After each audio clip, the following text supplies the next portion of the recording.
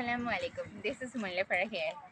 আমাদের জীবনে অনেক সময় আমি যখন সবাইকে আমার কার্ড দিই বা কথা বলি, তখন সবাই আমাকে কোয়েশ্চেন করে মেন্টাল হেলথ আবার কি, তারপর মনের সমস্যা আবার কি, মনের আবার রোগ কী, এই ধরনের কোয়েশ্চেন করে সবাই। তো বেসিক অর্থে কি, আপনার মেন্টাল হেলথই কিন্তু আপনাকে রিপ্রেজেন্ট করে, আপনার মেন্টাল পিসই কিন্তু আপনার জীবনকে সুন্দর করে। তো mental health most important to our life. Mental health একেবারে পিসফুল, সুন্দর, গ্র্যাটিটিউড, এবং এই মাথা নিজেকে, নিজের হেলথটাকে বুঝতে হবে এবং নিজেকে সর্বোপরি বুস্ট করতে হবে।